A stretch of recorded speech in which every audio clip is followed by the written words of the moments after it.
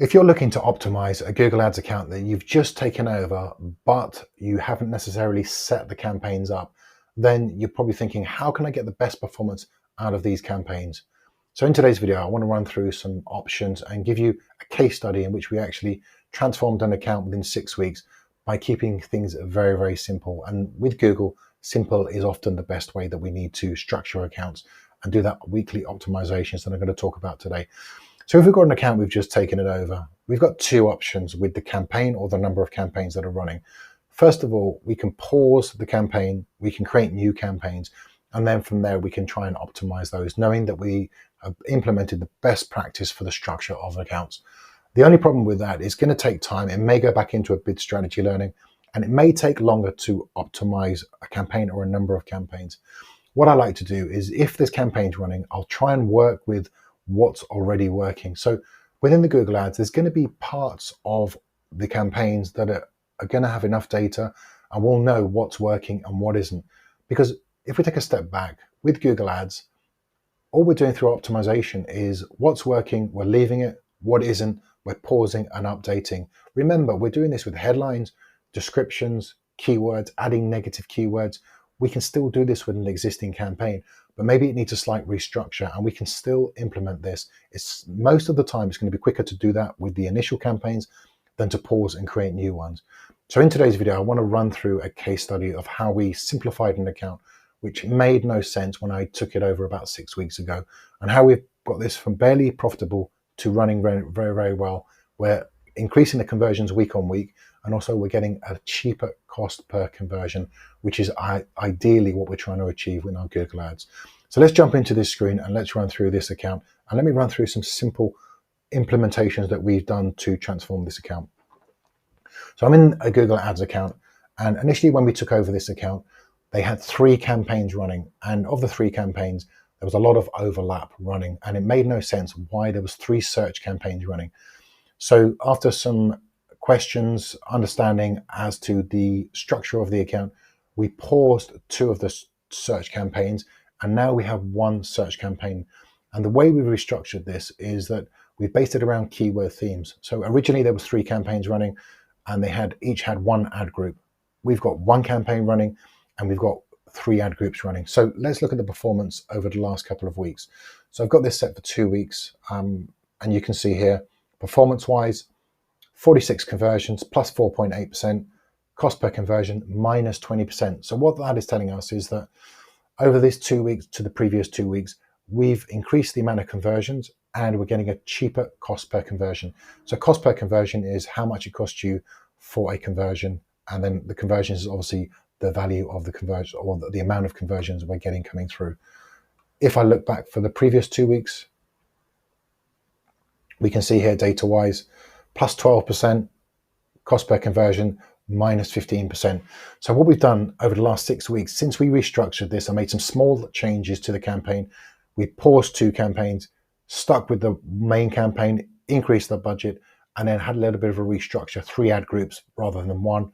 And then from there, we had a lot more control over the budget, negative keywords we updated, search terms we updated, and we've literally had 10, 15, 20% each and every week for the last 6 weeks. And our cost per conversion has been coming down between 5 to sort of 10, 15% most weeks. So this is now a very, very profitable campaign. And all we did was simplify it. The other thing with this particular campaign, the issue that we also found was the tracking wasn't working. Remember, when you set tracking up in Google Ads, once it's initially set up, you still need to check it once a week, because it doesn't matter if it's done through Google Tag or Google Tag Manager, it can break, and we just need to reconnect the Google Tag Manager to make sure that it's still firing. So initially the campaign, the tag was set and the conversions was working, but then after a couple of weeks, as we looked into the data, the conversions weren't firing, so they weren't sure what was going on with the campaign. So add it into your checklist, tracking, make sure that that's working. Campaign simplification, that's one thing that we did here, and it made a massive difference. If we jump into the ad groups, again, we can see we've got 3 ad groups, and from there, just the simplification of having 3 ad groups within the campaign made the difference. Updated negative keywords. There was no negative keywords being added in on a weekly basis. If you don't add negative keywords, then Google will show for a lot of irrelevant terms. Exclusion lists. There was no exclusion lists in. Exclusion lists will help with the negative keywords because you're adding them in to say to Google, well, you don't want certain terms to show. And then on top of that, you're doing negatives at the campaign level and also at the ad group level. So by keeping the structure simple, then we were able to transform what was a barely even to a very profitable campaign by some simple kind of basic Google understanding. And knowing all of this, we were also able to restructure the keywords. So keywords, there was a number of phrases in there. There was no broad and there was no exact. So this campaign is running on, if we come back to maximize conversions. So this was on a max conversion TCPA strategy. I took it back to a max conversions because it made no sense to be on a max conversions TCPA strategy, which is smart bidding. So we then added in some broad terms, 2 to 3 broad terms per ad group. And then as we've seen through the search terms audit, terms firing, we added them as exact. And now the account structure is working perfectly. We're getting the volume based on the broad. We're controlling that through negative keywords. And then on top of all this, every conversion that fires, we're adding in exact terms.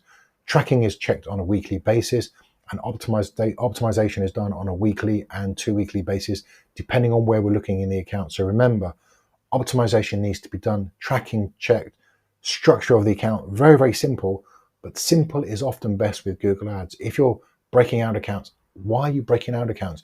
If we're going to add a PMAX to a campaign, why are we adding a PMAX? If we're going to add a search terms, another search campaign to the actual structure, why are we doing this? Understand the reasons why. Always ask the question, based on the data, what are you seeing to make a decision? Is it you think, or is it based on the data? It should always be based on the data that Google's provided.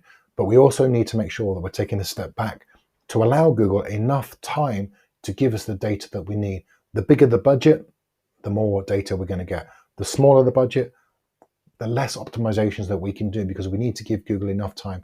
So if you've got split test running, we need to allow Google, if you're running £30 a day, then you're going to need a little bit more time than if you're running 300 or 3,000 a day. The data coming at us, it's just like driving a car. If we're going 30 miles an hour, the scenery around us is going to be a little bit slower. If we're going 300 miles an hour, then everything's going past a lot faster. And it's the same with Google Ads. If you think of that analogy, it's going to be based on the budget. So budget does have a big factor in Google, and the bigger the budget, the more information we can get, the quicker we can kind of get to where we need to get to. But on a smaller budget, I think this is on 70 a day, which is a reasonable budget for Google Ads. And based on the data, we get enough clicks, we're getting enough impressions, we're getting enough conversions, and we're on the right bidding strategy, and we're doing our weekly optimization. So I hope that makes sense. If you've got any questions, let me know. If you want me to audit your account, I'm always happy to jump in and audit accounts. It's one of my favorite parts of Google, is just auditing accounts and helping people or advertisers improve their Google Ads.